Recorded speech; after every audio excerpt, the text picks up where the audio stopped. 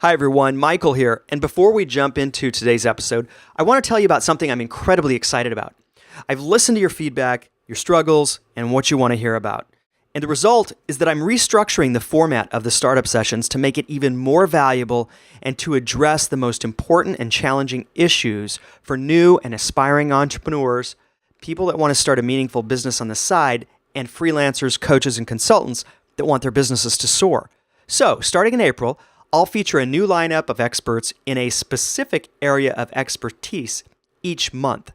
April is going to be Side Hustle Month, where I'll focus on everything you need to know about starting a meaningful business on the side. My guests will be sharing their tips, their systems, and inspiration for starting a successful side hustle, all starting on April 3rd. All right, that's all for now, and now on to today's episode. Welcome to the Startup Sessions, the #1 web show and podcast for trusting your gut, breaking the rules, and starting something meaningful, featuring in-depth interviews with acclaimed creative entrepreneurs that have succeeded at building their own remarkable businesses. I'm your host, Michael Knouse, and today I have corporate escapee Jennifer Bryman on the show. Jennifer left her high-profile job in corporate finance to follow her love of health and cooking. And you know what? It's all working out pretty good for her. Jennifer's going to share her journey from leaving a high-profile corporate job to co-founding The Heart's Kitchen. You'll learn what's really possible when you listen to your intuition and apply what you've learned in the corporate world to make your own business succeed. This interview is a highlight reel of inspiration, how-to advice, and valuable lessons, especially if your goal is to escape a demanding corporate job and do more meaningful work. It's all coming to you right now on episode 21 of the Startup Sessions.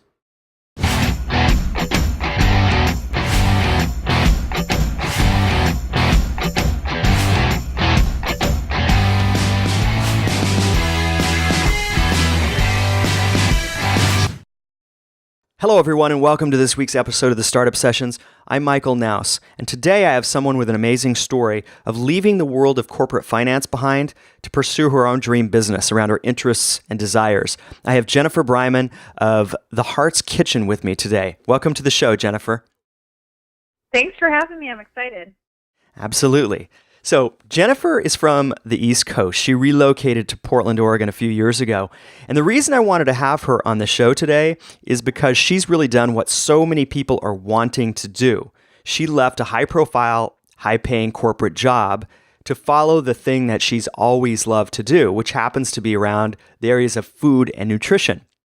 So Jennifer's a mom, she's a wife, she's co-founder of The Heart's Kitchen at theheartskitchen.com. And she's created a really amazing business that is super aligned with her passions for cooking as well as childhood obesity prevention. And Jennifer, I just love your story because it really shows what's possible, when you follow that thing that you have always loved and you pursue it, and then you create something that delivers value to the world. So I'm super excited to be talking with you today. I love your story. I love everything about it. And I'd love to just jump right in by maybe having you tell us a little bit about what caused you to purposefully quit a great corporate job and go down this path of what I call inspired entrepreneurship and starting your own business. Yeah, I'm happy to talk about it. So for me, there were two key things that happened that led me to this decision. And the first was when I was at my last corporate job, we received great executive education, and one of them was a program called the Leadership Challenge, which is a book, and we were taken through this multi-week program, and one key thing we were asked to do is really to identify our passion and our purpose, and they gave us some guiding tools on how to do that, and as part of that, I really identified for myself my key passions have always been in my life, childhood obesity prevention, but also cooking and nutrition. So I went through that experience and identified those passions, and I even at that time wrote a goal for myself that I was going to have a new career by age 37. Mm-hmm. And then the second thing for me is that my husband had already relocated out to Portland. I was in the middle of looking for my next corporate job out here, and then I got sick and went into the hospital with a recurring illness. But as part of that, I really said to myself, is that what I want to do? Or do I want to continue on this same path of a very demanding job that takes a lot of time away from my family, but also isn't my passion or purpose? And I decided it was time to do something new. Okay. All right, great. So it seems like that's kind of a common theme with a lot of people I speak with, is some sort of a like life interruption or wake up call that really instigates a shift in direction to maybe doing something that's more aligned with what you've always wanted to do. Yes. It sounds like that was kind of the case for you as well. Definitely the case. Okay. What I'd love to have you share is, you talked about some of the reasons, I guess, that you felt you needed to make this shift, but how did you make the transition? What were some of the high level steps from, leaving that corporate world to co-founding the Heart's Kitchen? Like, how did that happen? What things happened that allowed you to set you up for that success that you're having now? Right. So I think the key thing is that it's a hard decision, first of all, to leave a corporate job where a lot of your identity is tied into this very demanding, high-powered, high-paying job, and to say, I have to take this risk, and who am I going to be? But for me, it was making sure that I continue to leverage my experience and my expertise, and at the same time build up a new network and follow my passion and my interests. So when I moved to Portland, one of the first things I did is reconnected with somebody I knew and got on the board of an organization that was focused on food and health, which is called Upstream Public Health. And then also I wanted to figure out what my gaps were and determine what kind of education or training I needed to take on for myself before I was ready to start a business. So I started looking into nutrition programs, and I started looking into culinary programs. And because of what was available in the area and where I was, I decided to first focus on getting some culinary education and training. So I completed a great program here in Portland. Mm-hmm. And then the next thing I did is, as part of my role on board at Upstream Public Health, I often attended conferences. And I attended a great conference that was held by the Northwest Health Foundation. And at that conference, I was very fortunate to meet a woman who was on the board at the Heart Research Center at Oregon Health Sciences University. And she was telling me about an amazing study that they were getting ready to take on or to at least get funding for in the coming years that would take women who were pregnant through a 12-week nutrition intervention program and teach them cooking skills and how to get into the kitchen, because it was so important, they found, to the lifelong health of the child. And so for me, that really piqued my interest. It was very exciting because it had to do with health and it had to do with cooking.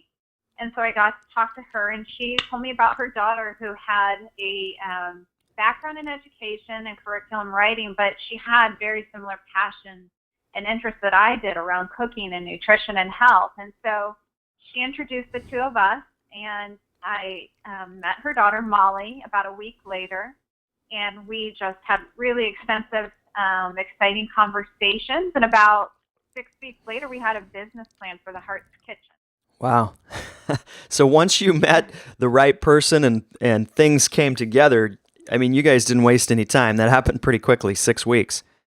It did, and I think the reason why it happened so quick, it wasn't so much that we had figured out what the perfect business model was going to be, or we hadn't come up with the great next hot product. It was that we had this drive for this mission and purpose, and we were just committed to figuring out how we were going to create an organization or a business that was going to focus on this shared mission and purpose that we had. I love that. That tends to be that shared mission and purpose is often what's lacking for some people in a corporate job, because, I used to work in that environment, and I was surrounded by several people that thrived in that corporate environment. But then there's others that just have that need to do something more creative that feels more them, who they are. Yeah. And I agree with that. Absolutely. Once you get locked onto that mission, that's sustaining. That can sustain you through the hard times. That can really launch you through the good times. And that's the exciting part. That's to me the juice of why entrepreneurs really do what they do. And the more you can connect with that, man, that's just, I mean, that's it's just such a great thing. And I'm glad you mentioned it. Yeah. Yeah, absolutely. Yeah. So let's see what I want to ask you next here. I had a question and it just kind of disappeared once we got onto that topic of the shared mission. Oh, I know what it was. So, you began this process of educating yourself and taking some culinary classes and taking some other courses and so forth. And I want to hear this from you. I think I know the answer, but like compared to your corporate job where there was things you had to do, like when you were taking these classes and educating yourself around nutrition and cooking, what did that feel like? Did that feel like work? Did that feel like play? Give us a sense for just the difference maybe it felt like compared to like your work in the corporate world? Yeah.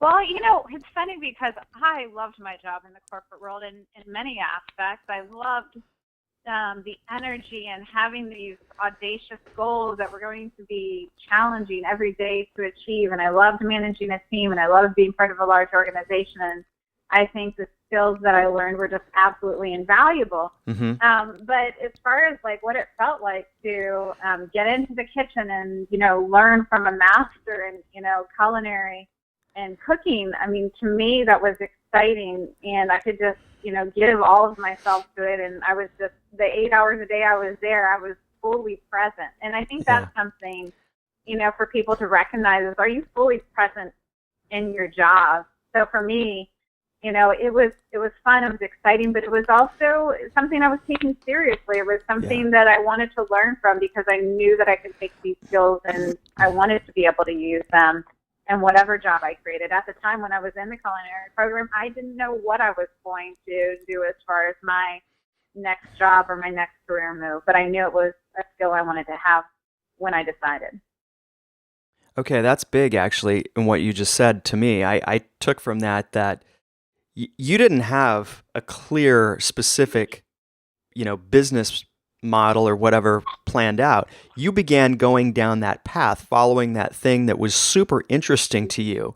And through the course of events, you set yourself up for this, but that's when you met Molly and that's when you guys put the business plan together in 6 weeks. So I guess what I'm saying here is by following something that was really interesting to you and just, I guess, really trusting and going down that path, things began to unfold for you in a really absolutely yeah in a really cool way. Okay, that's awesome. Yeah, and I think the reason why that happens too is that when you start to do that, you're going to start to surround yourself naturally by other people who share similar interests and passion, and so you're going to find those amazing connections by going down that path. Yeah, that's key. Because when you're in a new circle of people, so to speak, that have shared interests, that only fuels the fire for moving in that direction even further. Exactly. All right. So one of the things that we talked about when we met a while back was this whole area of building confidence around a new identity as an entrepreneur. And that's huge. I've never talked to anyone on this show about that specifically. So this is kind of a new topic altogether on this show. And since we spoke about it, I'd like to go into that a little bit because the reality is when you shift from a corporate environment and a corporate job to something that has very little structure and really like unlimited direction, like you can go any direction, but you have to, choose the direction that makes the most sense for the business. But really, how do you even build that confidence as a new entrepreneur, creating something new? You're no longer attached to a job or a company. How did you go about building that confidence, Jennifer? Right. That's a really, it's a great question. And it's why I brought it up last time, because when I was making the transition, I think it's one of the key areas of struggle for people to say, my job or my role was highly a large part of my personal identity. Mm-hmm. And so when you take that away from yourself, when you leave that job, voluntarily or involuntarily, you lose that part of your identity. Yeah. And so you can get that identity back by going to another corporate job in a similar role. But if you're going to become an entrepreneur, you have to create that new identity for yourself. And so when you're going into a completely new industry, you don't have the credibility of the people that have been in that industry for 10 or 15 years. But what you can take with you, and what I did is I took the credibility I built in a very different industry, financial services, where I spent, 13 years working in marketing sales departments for one of the largest brands in banking.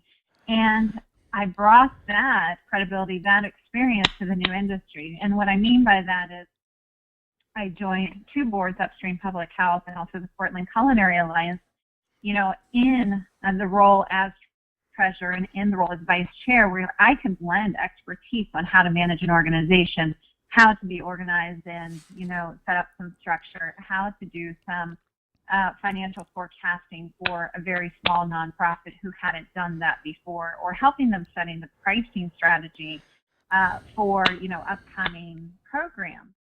And so it was bringing that expertise from a previous experience to an organization who needed it. Mm-hmm. And then what I could do is build these great networks within the industry I wanted to be a part of and seek out mentors. And so, as part of that, when I have attended certain events for, say, the Portland Culinary Alliance, I met one of my mentors, who really taught me about recipe development and things to think of, and gave me that hands-on experience in working with her. So it's, it's not leaving that identity completely behind, but reshifting it and, using that as your starting place to build your new identity. Okay, great.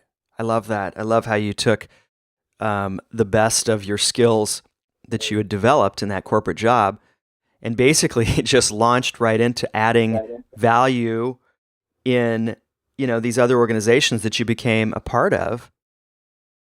And that really influenced the direction of your company and where you are today. Right. That's so key and so important for people to understand, I think, is, how do you take those skills? How do you begin to develop that new identity? And your example is just such a great story on how you can do that. That's one possibility, but it's a good one, and it turned out really well for you. Mm-hmm. Yeah.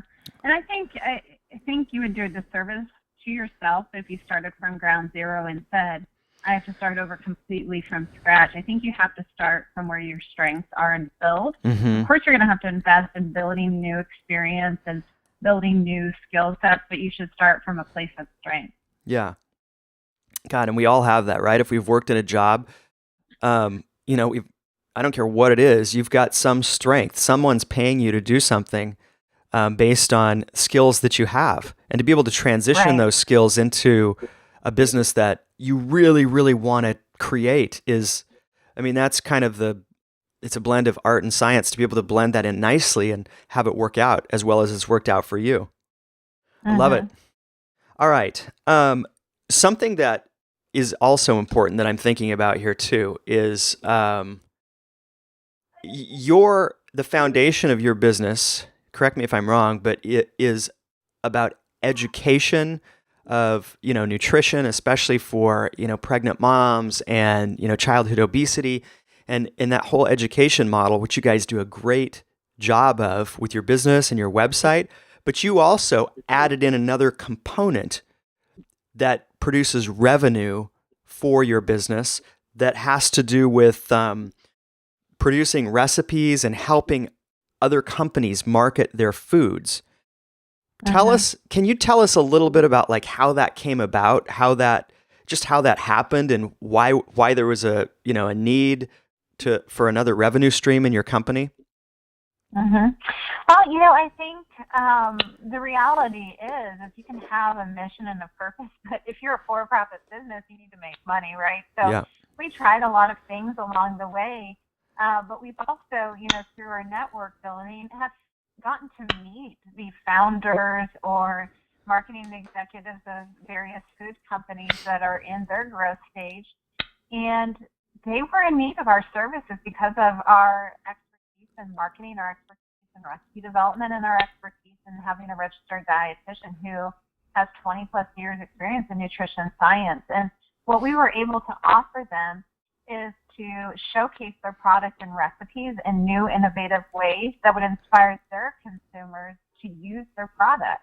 And so they might have already had consumers buying their product and eating it as a product that can be taken right out of the package and eaten, but they wanted to give people inspiring ways to use their products in new ways. And so that's what we have built, is this comprehensive service where we look at a food producer's target demographic. We do some research on what would be the recipes that would be interesting and compelling for that target demographic. We do some research. We look at the current culinary trends, and that informs what recipes we're going to develop. And from there, we follow our recipe development process, which we've created. And of course, I created a process flow diagram because that's my world and that's where I come from, and I like to geek out on that kind of stuff. Yeah. And then oftentimes we're going to run it by a panel of what the target demographic would be. So if it's a kid's recipe, we're going to come have some kids try the recipes. Yeah. And then we work with a local photographer who's an amazing food photographer to capture that image. So, you know, the first thing that people think about when they're trying a new recipe or what they want to see is a beautiful image. So it inspires them to want to try it. Mm-hmm. So that's what we offer. We're giving them great content that they can use. They can also use it as part of their marketing collateral. So we've found this sweet spot of we can inspire people to cook healthy through working with other businesses. Got it. I love it. I have your website up here, and for people that are viewing this show on the startup sessions, the first thing you see here is a couple of featured recipes of acorn squash bowl with Cuban black beans, and then you see spiced butternut squash tacos with microgreens. And you're right. Those images, that tells the whole story right there. If you want to learn more, then you click on the recipe, of course. But I love how you've shifted or pivoted your business to meet this whole other demand within the market. Did that demand present itself? Were you looking for it, or did someone ask you for help? Like, how did that come about in your business? It's a really good question. You know, it's funny. We actually had two businesses approach us without us really actively going out and seeking this. It was something I think we always had in us. We had already, done a lot of recipe development. So we had already developed that skill set within our business, but we had two companies approach us, one more for nutrition consulting, which our registered dietitian can do and has done now for a number of businesses, where we go in and we help them better understand their ingredients and let them know what their assets and their liabilities are as far as what consumers' concerns might be and how to, respond and position themselves. Yeah. And then the second company came to us because they were getting ready to launch their own business, and they had very specific nutrition program they wanted to take their customers through, and they needed recipes that had very specific nutrition targets. And that's something we also do in our recipe development, is we do the nutrition analysis. So if there is a company who says, I want a recipe and it has to be low sodium because most of my consumers are concerned about their blood pressure and their sodium intake, we can do that. Or if, in the case of this client, they wanted, very specific nutrition targets around calories and protein because they were going to be taking their customers through a fitness program.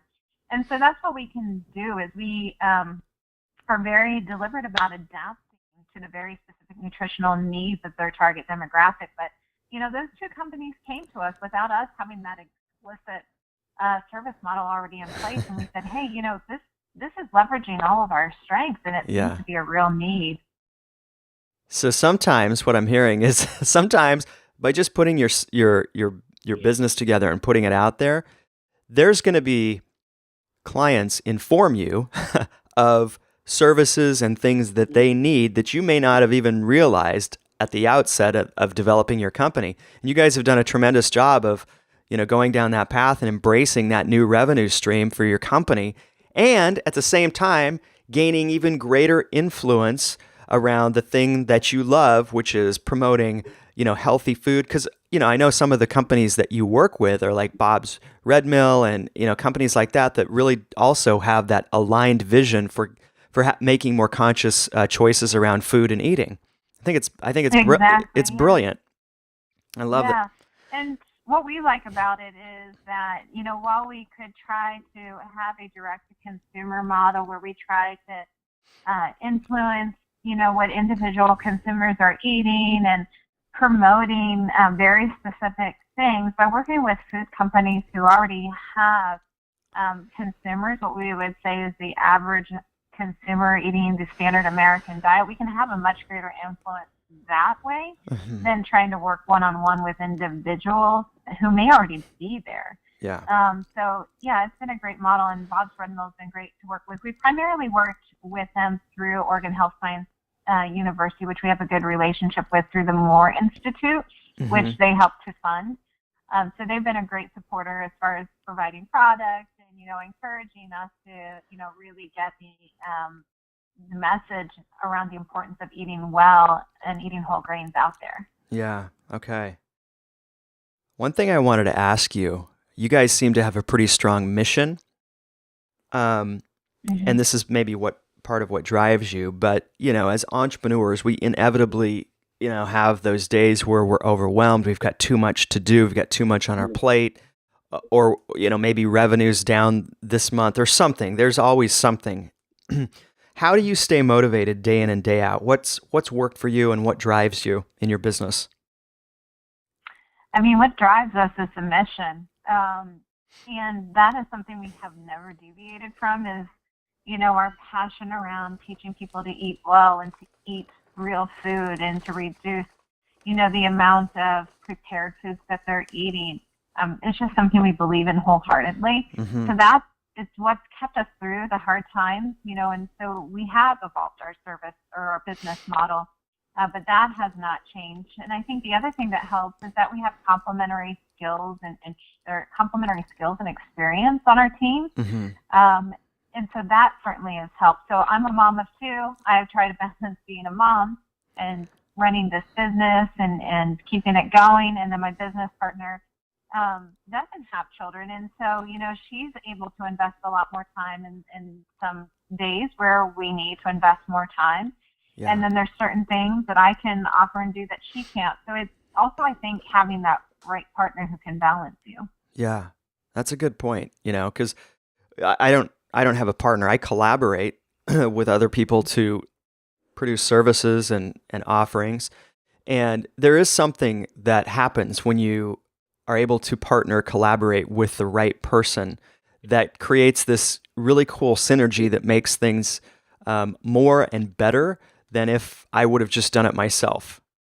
Um, Yeah, I yeah. absolutely agree with that wholeheartedly because that's one thing I wanted to make sure to mention is, if you are a person who's leaving a corporate job and you're used to these large teams that you're used to working with or large organizations where you can rely on the expertise and diverse skill set of this huge organization. When you become an entrepreneur, it's so important to surround yourself with partners. Hmm. You don't have to necessarily employ people. You can leverage contractors or these strategic partnerships. Yeah. But I think it's important to continue to surround yourself by other people. Yeah. Absolutely. I've found that to be true because it can get kind of lonely in my home office here with just me and the dog. It's nice to Exactly. get out and have that interaction with other people, beyond, your virtual assistant or whatever. So Mm-hmm. huge, I'm a huge proponent now that I've done it of collaborating and, I don't have a business partner per se, but, you've spoken to that and the benefits of that. So that's great. Absolutely. Thanks for talking about that. So, Jennifer, if someone were to come up to you and say, hey, I've got this business idea that's just burning inside of me, and I just really want to give it a shot, but I'm a little scared and I don't know if I'll be able to make it work or not, what would you tell them as the very first steps to take towards, getting their business out there in the world and getting it off the ground? What would you suggest? Gosh, I think there's a number of things I would suggest. I'm sort of a numbers person. That's sort of the background I came from. So I would, highly recommend that they think through what the business model could look like. And, Hmm. when you look at that, forecast for your business, is it going to, support you in the way that you need to? Mm-hmm. So that's one thing I would look at. I would also want to understand, like, who is your target consumer, and is there a real demand and need there? Mm-hmm. And what does the competitive landscape look like? Which is all part of the business plan, but, making sure there's a need out there and making sure that, it's going to support you the way you need to financially. But then the third thing is, do you want to live and breathe this every day? Is this truly your passion and your interest? Mm-hmm. Because it's hard sometimes, and so you have to make sure that it's something you really want. That is phenomenal. I love that. You're so just crystal clear focused on, what it takes to succeed, and I think that's what people are really going to take away from this is a lot of value around looking at your business model, forecasting who is your target audience, and does what you have to offer meet that demand and need. And this is so key, and I don't think people talk about it enough. Is can you really see yourself living and breathing this thing that you really enjoy and want to turn into a business? That's so key, because it's all immersing. Trust me. It is. More so than I maybe would have thought. But if you love it, it's like the best thing in the world. Yeah, and I think a real tangible example of that is, my friends know that, my passion is cooking, and I love to cook, and they love to eat my food. And, I have some of them every once in a while ask me, would you ever want to start a restaurant? And I'm like, oh, God, no, that is just not the right thing for me. Yeah. Because that is a demanding lifestyle Yeah. that does not fit my goals. So my goals were to have a flexible business where, if my child called, or if the school called and they were sick, I can leave and I can go get them. Yeah. And so I think that's also an important factor when you're considering what kind of business you want to create for yourself. Is it going to also help you achieve your personal goals? And having a restaurant would have not met my personal goals. Yeah. That's so key. That's one of the first steps that I take with, my own coaching and consulting clients that are looking at starting a business is, hey, let's look at the model, because the model is important. The last thing you want to get is 2 years into creating this business and figure out that, oh, I've really created myself another situation that I don't enjoy. So that's huge. Exactly. Yeah. Exactly. Yeah. All right. Very good. I ask this question to people sometimes because I think it reveals a lot about what's really important when it comes to starting a business. So I'm going to ask you this question, Jennifer. If you were to wake up tomorrow and you had to start over, it's all gone. Your website's gone, your customers are gone, everything's gone. What are the first steps that you would take to start rebuilding? To rebuilding the same business, you mean? Yeah. I mean, gosh, the first thing I would do is bring my team together. Mm-hmm. And say, sort of do a diagnosis as far as like what happened, if I had the business previously and I had to start over, that's the first thing I would do is bring the team together and understand what went wrong. Okay. And, where our strengths are, where there are the opportunities, and probably create an action plan as far as creating a schedule and timeline of what we need to get done by when so that we can get restarted. Okay. So that would be my first focus. Now, if you said, I had never had this business before and how would I do it, I would still start with people, which is, listen, I know I don't have all the strengths to do everything that we have today in my business. So it would be about finding the right people with the right skill set and figuring out how we build a business plan from there. Okay.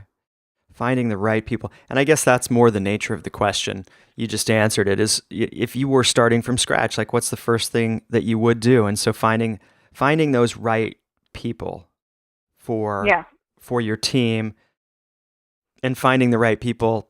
I mean, that's huge for me. I don't have a business partner, but just finding the right, like I consider my team to be those people that they love what they do way more than I do about the aspect of what they do. And like, that's their genius. Like I have my genius and what I provide, but my accountant is a genius at accounting. And, she loves it. I don't know how you would love accounting, but she loves accounting, right? And my bookkeeper loves bookkeeping, and my, so that's so key. I'm glad I asked that question, because putting that team together is really, really important to establishing a powerful and sustainable business from the get-go. Right. And realizing that while you probably could do everything yourself if you really had to, you're going to end up doing it in a very suboptimal way Mm-hmm. versus if you build a team of experts who are great at what they do. Yeah. And that's one thing too, if you're getting ready to start your own business, don't kid yourself in the amount of work that goes behind the scenes and just keeping the business running Mm-hmm. versus how much time realistically you're going to have to spend on that sort of passion piece of your business. Yeah. That's a good point. I'm reading this book right now called Die Empty, and it's all about fulfilling your life's work by doing something that you really care about. And one of the interesting Mm-hmm. things that the author mentioned is finding, there's a lot to do in a business, and depending on your kind of personality, you can get trapped into like just doing the thing that you do like all the time and Mm-hmm. ignoring important pieces such as like living in that creative space and creating the new stuff that needs to be fresh in your business, or you can ignore maybe the strategic part of planning and making sure that your business is going to end up in the place you want it to 6 months from now. And so blending Right. those key elements together is so important. You can't just live in these specific silos. You've got to really pay attention to a lot of things as an entrepreneur. Right. There's a lot of balancing. Yeah, lots of balancing. And for me, it's been learning on the fly a little bit too. It's I make education like a part of what I do almost every day is educating myself on how to be a better entrepreneur, how to serve my clients Mm-hmm. better. I build that in to every day, Mm-hmm. and I love it. Right. But it's also just necessary for my business to evolve and for me to feel good about bringing the latest greatest products and services to those that I serve. Yeah, that makes sense. All right. So this has been amazing and awesome. And I'm so glad that we had the chance to talk. For anyone who wants to see an amazing website and business model, and especially if you're interested in cooking and food and everything that we've talked about, definitely go to theheartskitchen.com and check out Jennifer's and Molly's company and what they're doing. One of the things I like to wrap up with, Jennifer, is I want to give you a chance to tell anybody who's listening or viewing, like what's coming for the Heart's Kitchen, what's new and exciting, what are some of the things that you're really inspired by that's coming up for your business here in the next few months. So go ahead and Yeah. tell us what's coming. Yeah, so I would say there's two things. One, I just came back from a big conference, or expo, I should say, Natural Products Expo West, where there's all kinds of great natural food brands and producers that are there showcasing their products. And I'm just really excited about some of the connections we made there and really look forward to hopefully creating some new recipes and some new social media content and marketing collateral for some of those companies I met. So I'm really looking forward to, bringing on some new clients. But the second thing that I think is a little bit more forward thinking that I sort of need to do some more research on, but I'm really inspired by, is it's really interesting. Two things came up on my travels back from Anaheim this weekend. And first is that there was something on CNN about diets and health and how they impact health, and that, doctors are really starting to take notice of that. Yeah. So there's that. And then the second thing that happened is that I was reading a Bon Appetit magazine, and they were talking about a program where doctors are actually going through and spending some time getting some culinary skills and building up their culinary skills so that they can help educate patients.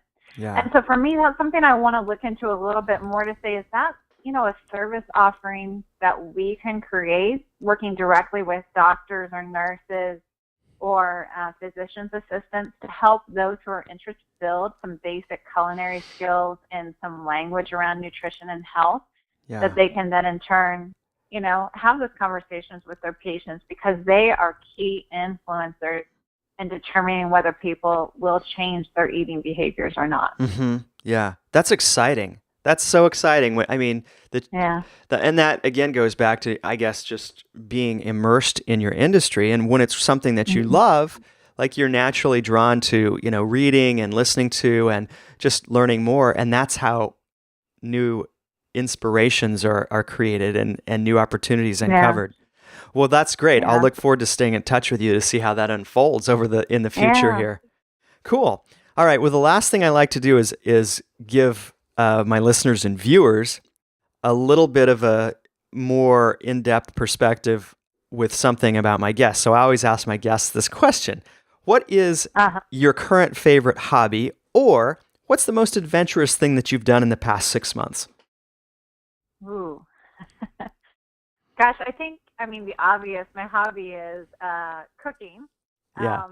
And also, more specifically, I like cooking with my children. Yeah. And so we've created this new thing that we do, which is every Wednesday my son gets to read. Ahead of time, he's reading through cookbooks, and he's picking what recipe he wants to cook that week. And Wednesday is his night, and Sunday is my daughter's night. So we sort of incorporate this hobby and fun family time together.